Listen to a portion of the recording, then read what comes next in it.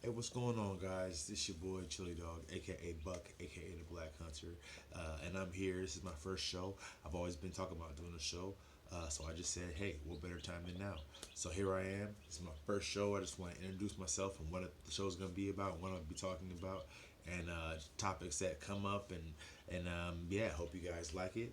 But first off, let me just introduce myself. My name is actually Orlando, but I'm going with the name Black Hunter for this television show. You can call me Chili Dog or the Buck.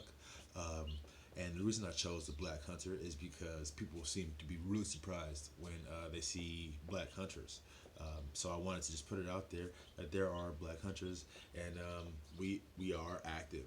Now I'm the only Black Hunter. That's not what I'm saying. I'm just saying Black Hunter just to put the name out there and just make a brand for everybody that hunts.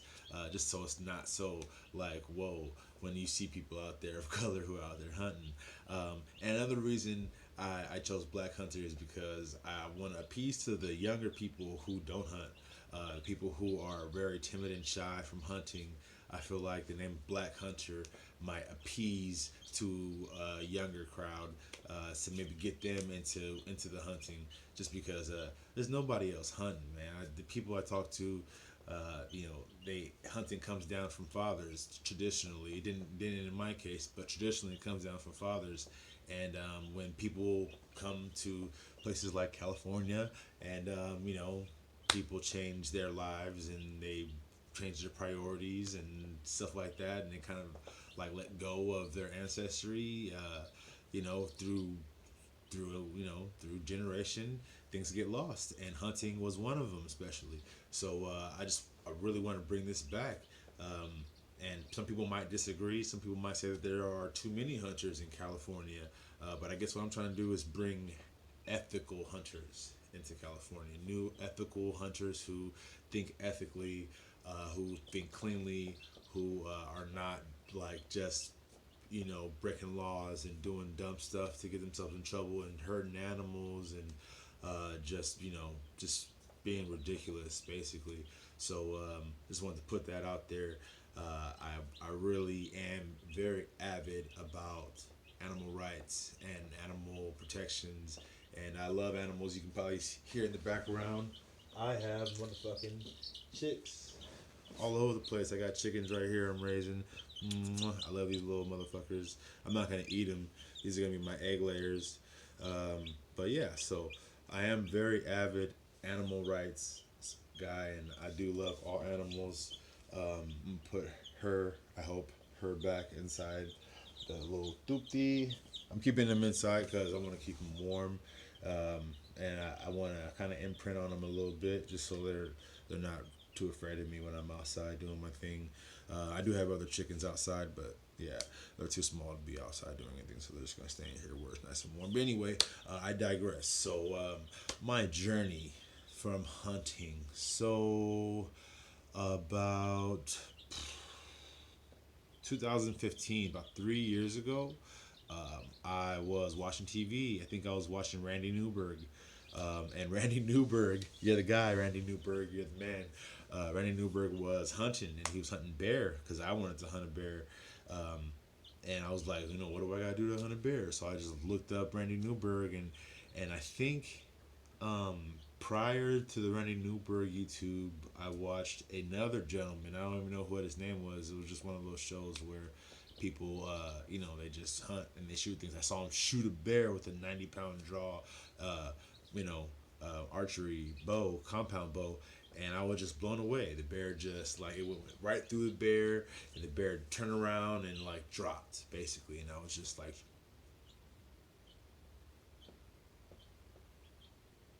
literally. So ever since then, I was kind of drawn into it. And then I seen Randy Newberg. He was on a hunt. He had a rifle, and he was hunting with a buddy. I believe he was somewhere in Montana, um, and he was on a hill, and the bear was feeding, and the bear was facing him, but the wind was at him, and then he just shot him, and the bear like scratched at his chest and ran around and laid there, and when he went over there, Randy Newberg started crying. He got really emotional, and that was Like I never would have thought that somebody would react like that after doing something like that. Your initial thought is that they're doing it because they're evil or they're cruel or they hate the animal or whatever. But really, um, when he approached him, he was just in love with that animal. He just cared for the animal so much. He wanted to feed his family with that animal, and I have full faith that Randy Newberg treated that animal with the best care as far as delicacy, deliciousness, as anyone should. And the way that sounds, it sounds barbaric. But sorry, humans, we came from hunting. You wouldn't be here if your ancestors didn't hunt, and I'm sure your ancestors ate a bear at one point, because I'm sure they probably killed something like a bear at one point. But yeah, I digress. And let's just put it out there. Everyone who's alive today has hunting ancestors. Sorry to tell you, it's part of your genes. It's part of your genetics. Everyone's genetics has hunted. If you didn't, you're dead. You didn't exist.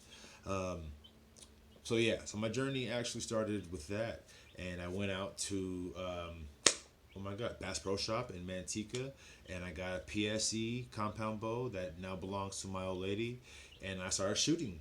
And I didn't know how to sight in my sight. I was just shooting, and then actually I figured out that if I'm actually low over here, so I would just aim high and I would be on target. And that was really stupid. I should have took the time to sight it in, but I was just having fun. I didn't really took it too serious at all. And then I bumped into some old friends of mine. We no longer talk, and we started talking about hunting. They were already hunting. They're duck hunters, and they were getting ready to go to a trip to Wyoming. And then I got invited, and I went, and it was the most amazing experience that I've ever had. And I've been chasing that feeling ever since. But I went, and I had an opportunity to shoot a doe. She was about 97 yards away.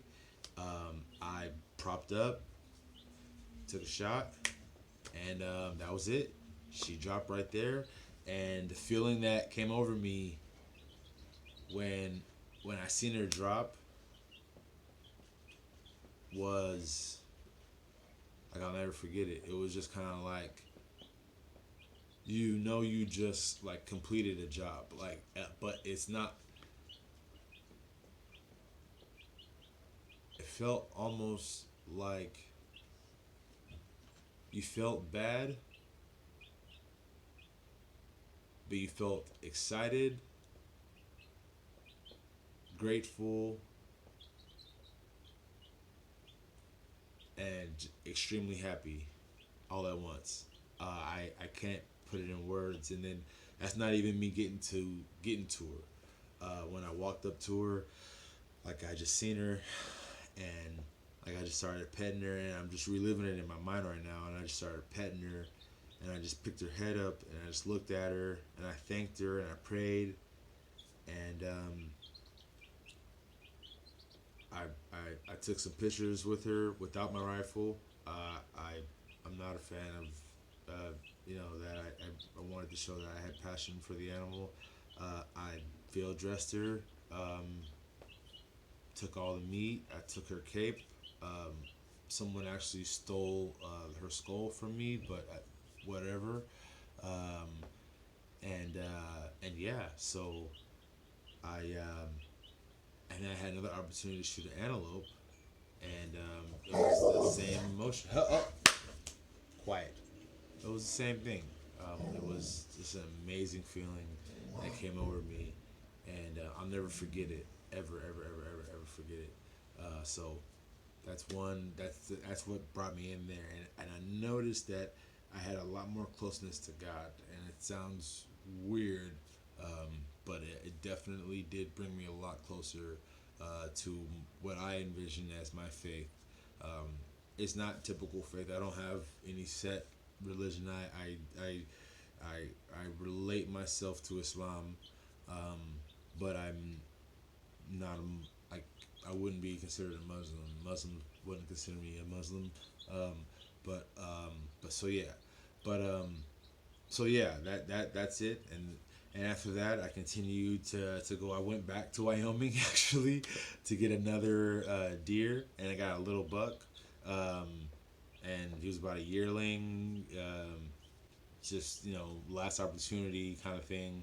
I had a doe fawn tag, so I took it, and then yeah. So after that, I went and got two turkeys.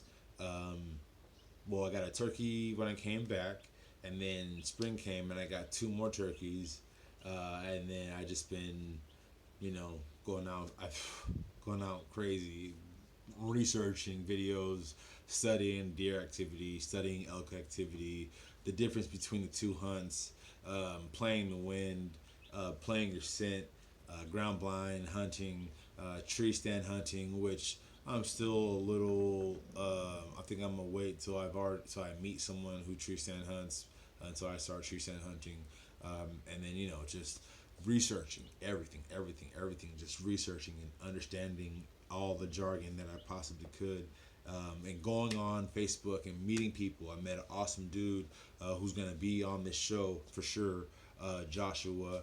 I'm not gonna say the rest of his name because I'm not sure if he wants me to say his name, but my boy Jay, he's from Wyoming, and he's a very avid hunter. He's actually like an incredible person. He's allowing me to go with him on a hunt. He's gonna assist me in getting some tags filled, and I'm really blessed for that. I mean, I couldn't be more blessed for that.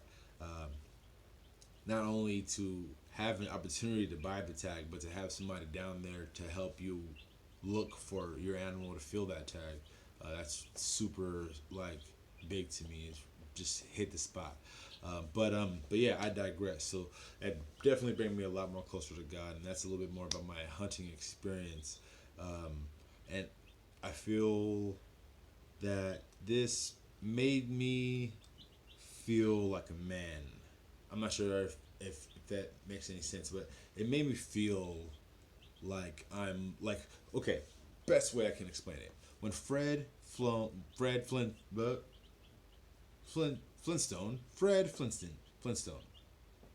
yeah, Fred from the Flintstones. When he was in that first, intro to the cartoon, and he brings home that big slab of rib. That's how I felt. He had that big smile on his face. He brings on that big slab of rib, and that's how I felt. Literally, I was bringing home the meat. We didn't have to go to a store. I know where it came from. I know what it was literally eating right before I took its life. I know the process. I know where it been. I know what's been added to it. Nothing. And I know it's fresh. I know it's all natural. You want to talk about grass fed, motherfucker? These are motherfucking grass, motherfucking fed, free range as it gets. So if you want to get some real grass fed, free range, all you beef jerky, Fruity Loop people who want to, be all sensitive and get your grass fed beef at the Whole Foods, but still freaking want to like, oh, don't kill the animal, but you still want to eat beef. Yeah. This is as grass fed as it gets. Sorry, that shit that you're eating is still pumped with shit. You don't know where it came from. You didn't actually see it, so you don't know what the fuck it's been through. It could have got pissed on for all you freaking know. But let me stop. I digress. I don't want to piss anybody off on my first day. I'm gonna wait a little bit to piss people off. But yeah. So So that's my story, and my passion basically derives from wanting to fill the freezer, and yeah, so please stay tuned. I have a lot more to show you. I have cooking. I have hunts that I'm going to be trying to show. I have people I'm going to be interviewing. I'm going to be going places. I'm going to be posting my freaking, all my trail cam videos. I'm going to be going to Texas. And hopefully I can use my night vision scope to hunt some coyotes or something predatory, whatever-y, sometime, whatever. But maybe not, because it's not a hunting trip. It's a family trip. It's family trip. But anyway, so yeah. So stay tuned. Keep it in. Keep locked in. I have plenty more for you. And I'm also getting more people on here. I'm on Facebook, and I'm trying to get people to hunt. Hey, hunt. Hey, hunt. Hey, hunt. Hey, hunt. I want to get them in. I want to teach them the right way, the ethical way to hunt. I want to teach people that what I'm doing, I'm not just killing animals. I love that animal. I literally do love that animal more than you probably do. So, hey, let's get it checking. Let's get it cracking. I got an A tag, a B tag. Cassie has a B tag and an A tag. And in California, we're gonna try and get these filled. I have two already that I'm gonna get filled for sure. I got one in A, one in B. Cassie has one in B and one in A. Actually, I have four filled because no, there's only one buck in B4 that I know of. Only one buck in B4, and there's two bucks in the A zone that I'm talking about. But then I have another buck in B that's up north on my auntie's property. That I'm gonna be. I have two bucks up there that obviously we can only have. Cassie can only have her one, and I'm gonna get my two. So Cassie's probably gonna have that opportunity up north, and I got another buddy who's gonna have another opportunity up north, and it's gonna be all good. So stay tuned, keep it locked, keep it checked. Bam! I love you guys. It's your boy Chili Dog, aka the Black Hunter, aka the Buck, and check me out, man. I'm the Black Hunter.